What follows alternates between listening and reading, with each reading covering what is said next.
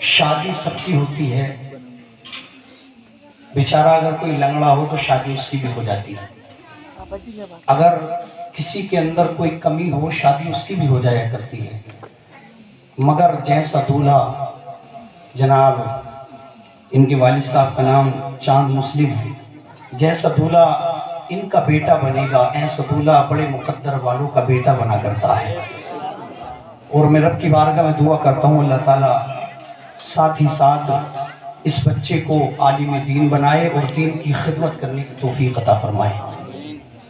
اور جناب قاری محمد ارمان صاحب جو ان کے استاد ہیں موجود ہیں ماشاءاللہ، بڑی محنت کرتے ہیں بچوں کو پڑھانے میں اور بہت بہترین اور اچھی طریقے سے بچوں کو قرآن کی تعلیم دیتے ہیں۔ اللہ تعالیٰ کی بارگاہ میں دعا کرتا ہوں مولا ان کی بھی عمر میں برکتیں عطا فرمائے اور زیادہ دین کی خدمت کرنے کی توفیق عطا فرمائے۔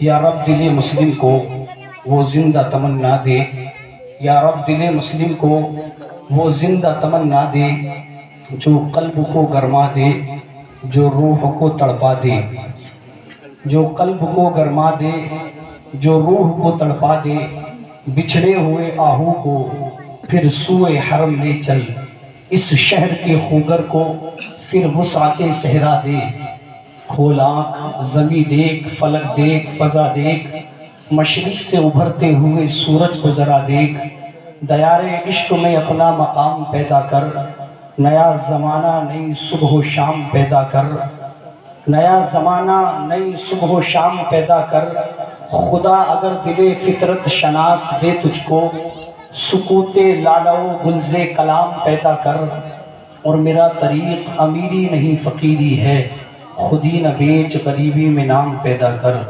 محترم سامعین، میں آپ کو بتانا چاہوں گا قرآن کریم میں اللہ نے ارشاد فرمایا فَلْيَحْذَرِ الَّذِينَ يُخَالِفُونَ عَنْ أَمْرِهِ أَن تُصِيبَهُمْ فِتْنَةٌ أَوْ يُصِيبَهُمْ عَذَابٌ أَلِيمٌ۔ اس آیت کے مفہوم کو اس طرح سمجھیے گا، اللہ نے ارشاد فرمایا کہ لوگوں کو چاہیے میرے محبوب کے حکم کے خلاف کام کرنے سے بچ جائیں، یعنی لوگوں کو چاہیے کہ میرے محبوب کی مخالفت کرنے سے باز آ جائیں، ورنہ کیا ہوگا؟ ان تصیبہم فتنہ او یصیبہم عذاب علیم، ان قریب یا تو وہ فتنے میں مبتلا ہو جائیں گے یا انہیں عذاب علیم میں گرفتار کر دیا جائے گا، یعنی وہ عذاب علیم بڑے عذاب میں مبتلا ہو جائیں گے۔ ذرا سنیے گا اور اپنے ذہن کو قریب کیجئے گا۔ ایک صحابی رسول ہیں، حضور کی بارگاہ میں حاضر ہوتے ہیں، نام ہے حضرت سفیان بن عبداللہ۔ آنے کے بعد میں کہتے ہیں یا رسول اللہ مجھے اسلام میں کوئی ایسی بات بتائیں جسے سننے کے بعد، یعنی مجھے آپ کوئی ایسی بات بتائیں آپ کے بعد مجھے کسی سے معلوم کرنے کی ضرورت نہ پڑے۔ میرے مصطفیٰ نے ارشاد فرمایا، کتنا پیارا جملہ میرے آقا نے کہا، آقا نے ارشاد فرمایا سفیان جب تم نے کہہ دیا لا الہ الا اللہ، تم نے جب کہہ دیا لا الہ الا اللہ، اللہ کے سوا کوئی معبود نہیں، اور تم نے میری رسالت کا اقرار کر لیا اور اس امر کی گواہی دی کہ اللہ کے سوا کوئی معبود نہیں، تو میرے آقا نے فرمایا کہ جب کلمہ پڑھ لیا تو اس پر ڈٹ جانا۔ کیا کہا؟ جب کلمہ پڑھ لیا تو اس پر ڈٹ جانا۔ کیا کہا میرے آقا نے؟ کہ زمین اپنی جگہ سے ہٹ جائے مگر تم اپنی جگہ سے نہ ہٹنا، آسمان اپنی جگہ سے ہٹ جائے مگر تم اپنی جگہ سے مت ہٹنا۔ اللہ اکبر۔ حضرت سفیان بن عبداللہ سے میرے آقا ارشاد فرما رہے ہیں کہ تم اپنی جگہ پر قائم رہنا، زمین اپنی جگہ سے ہٹ جائے، آسمان اپنی جگہ سے ہٹ جائے مگر تم ایمان پر قائم رہنا، تم اپنے ایمان پر قائم رہنا۔ آج میں آپ کے سامنے وہ آئینہ پیش کرنا چاہوں گا مصطفیٰ جان رحمت نے جو تربیت اپنے صحابہ کی تھی۔ آج اگر ہم آئینے کے سامنے اپنا چہرہ دیکھیں تو اپنے چہرے کو دیکھنے کے بعد میں ہم خود ہی فیصلہ کر سکتے ہیں کہ صحابہ کی زندگی ایسی تھی کہ مصطفیٰ کے غلاموں کی زندگی ایسی تھی؟ اللہ اکبر، آقا کے غلاموں کی زندگی کیسی تھی؟ میں آپ کو بتاؤں، میرے مصطفیٰ کے غلام جب زندگی گزارتے تھے تو کیسے گزارتے تھے؟ یار مقدر پر قربان جاؤ اپنے، تم اس مذہب کے ماننے والے ہو، تم اس اسلام کے ماننے والے ہو کہ جس دھرم کے اندر راستے سے پتھر ہٹانے پر بھی ثواب ملتا ہے، تم اس دھرم کے ماننے والے ہو کہ جس دھرم میں راستے سے پتھر ہٹانے پر بھی ثواب ملتا ہے، مگر ہم نے جو ہے اللہ اکبر دین کی طرف توجہ ہماری نہیں ہے، دنیا کی طرف توجہ کتنی ہے؟ آؤ ذرا دیکھو کس قدر دنیا کی محبت میں ہم گرفتار ہوتے چلے جا رہے ہیں، ہم دین سے دور ہوتے چلے جا رہے ہیں۔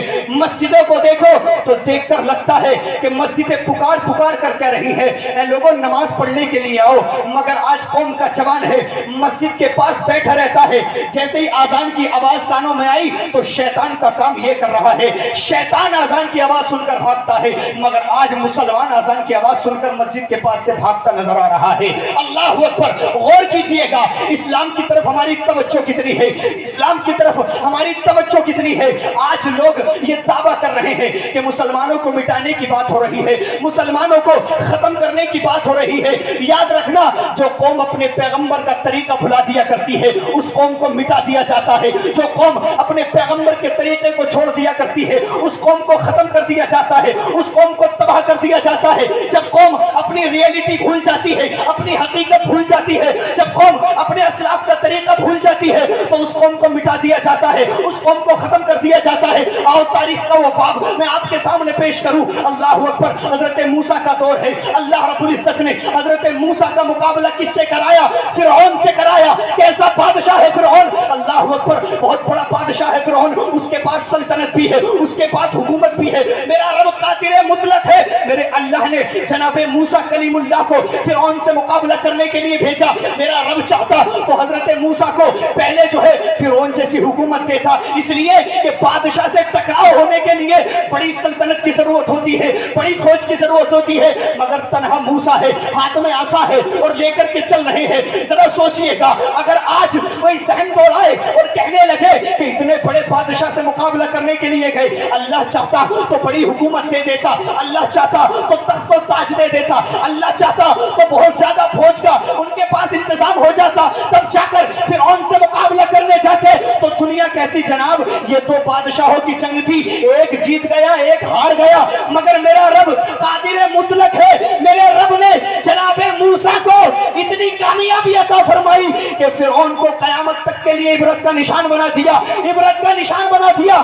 آج لکھنے والے لکھتے تھے اگر حضرت موسیٰ کو اللہ تعالیٰ فرعون جیسی طاقت دے دیتا، فرعون جیسی سلطنت دے دیتا، فرعون جیسی حکومت دے دیتا تو آج مورخ اپنی کتابوں میں لکھتے کہ دو بادشاہوں کی جنگ تھی، ایک جیت گیا ایک ہار گیا، مگر میرے رب نے حکومت نہیں دی موسیٰ کو، ایسی طاقت تھی کہ جناب موسیٰ جب عصا زمین پر ڈالتے ہیں تو وہ عصا سانپ بن جاتا ہے، جب اس عصے کو پتھر پر مارتے ہیں تو پانی کا چشمہ جاری ہو جایا کرتا ہے۔ اللہ اکبر، جناب موسیٰ کلیم اللہ کی شان کا عالم یہ ہے کہ رب نے موسیٰ کو ایسی طاقت عطا فرمائی، ایسی طاقت عطا فرمائی کہ آج بھی زمانے والے کہہ رہے ہیں کہ فرعون ہار گیا اور اللہ نے موسیٰ کو عروج عطا فرمایا۔ عروج اللہ نے موسیٰ کو کیوں عطا فرمایا؟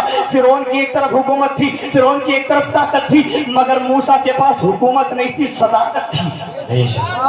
موسیٰ کے پاس حکومت نہیں تھی، کیا تھی؟ صداقت تھی۔ آج کتابوں میں لوگوں نے لکھا کہ فرعون ہار گیا صداقت جیت گئی، فرعون ہار گیا سچائی جیت گئی۔ ہر طرف سچائی کی جیت، ہر طرف سچائی کی جیت۔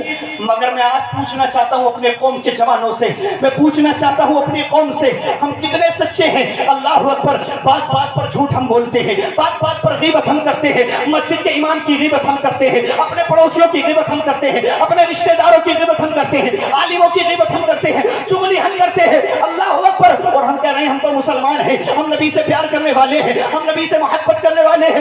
میرے آقا نے ارشاد فرمایا کہ غیبت کرنے والا اگر توبہ کر کر مر گیا تو سب سے آخر میں جنت میں جائے گا، اور توبہ کرے بغیر مر گیا تو سب سے پہلے جہنم میں جائے گا۔ اللہ اکبر، اللہ۔ اگر غیبت کرنے والا توبہ کر کر مرا تو سب سے لاسٹ میں جنت میں جائے گا، اور اگر توبہ کرے بغیر مر گیا تو سب سے پہلے جہنم میں جائے گا۔ اب میں آپ سے پوچھنا چاہتا ہوں، ہم لوگ کس گناہ میں ملوث نہیں ہیں؟ کون سا گناہ ایسا ہے جو مسلمان نہیں کر رہا ہے؟ قوم لوط کے بارے میں آپ پڑھے، اللہ کی قسم کلیجہ منہ کو آتا ہے جب قوم لوط کا عذاب پڑا جاتا ہے۔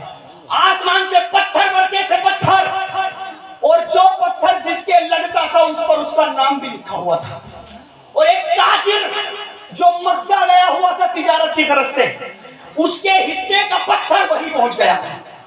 فرشتوں نے یہ کہہ کر روک دیا تھا کہ یہ اللہ کا حرم ہے، تو 40 دن تک وہ پتھر زمین اور آسمان کے درمیان معلق رہا تھا۔ 40 دن تک وہ پتھر زمین اور آسمان کے درمیان لٹکا ہوا رہا تھا۔ جب 40 دن کے بعد وہ باہر آیا تب جا کر وہ پتھر اس کے لگا تھا۔ میں آپ سے پوچھنا چاہتا ہوں، کون سا گناہ ایسا نہیں جو اس امت میں نہ ہو رہا؟ کون سا گناہ ایسا نہیں جو ہم نہیں کر رہے؟ جو قوم لوط نے گناہ کیا وہ آج یہ امت کر رہی ہے۔ جو دوسری قوموں نے، کسی قوم کے لوگ بندر بن گئی، کسی کا چہرہ خنزیر کی طرح ہو گیا، کسی پر پتھر کی بارش ہوئی، آج نہ ہی پتھر برس رہے ہیں، آج نہ ہی کسی کا چہرہ خنزیر کی طرح ہو رہا ہے۔ ایک دور ایسا بھی تھا کہ جب کوئی گناہ کرتا تھا تو اس کے دروازے پر صبح کو لکھا ہوا ہوتا تھا کہ اس نے یہ گناہ کیا ہے۔ آج ہم چوری کر رہے ہیں، ہمارے دروازے پر لکھا ہوا نہیں ہے۔ آج ہم چغلی کر رہے ہیں، ہمارے چہرے پر لکھا ہوا نہیں ہے۔ آج ہم شراب پی رہے ہیں، ہمارے چہرے پر لکھا ہوا نہیں ہے۔ سبب کیا ہے؟ سبب یہ ہے جناب، جس کا طریقہ تم نے چھوڑ دیا ہے اسی نبی کا کرم ہے جو تم پر عذاب نہیں آ رہا ہے۔ رب فرماتا ہے وَمَا كَانَ اللَّهُ لِيُعَذِّبَهُمْ وَأَنْتَ فِيهِمْ۔ اے محبوب، اس قوم پر عذاب کیسے بھیج دوں جس قوم میں تم موجود ہو؟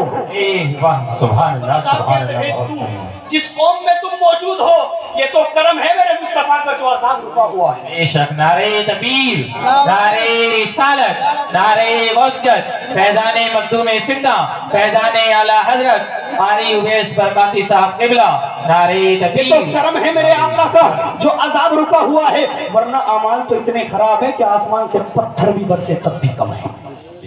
اعمال تو اتنے خراب ہے، آج لوگ 10 سال مسجد کے امام کے پیچھے نماز پڑھتے ہیں، 10 سال، اور اسی امام کی مخالفت کرتے ہیں۔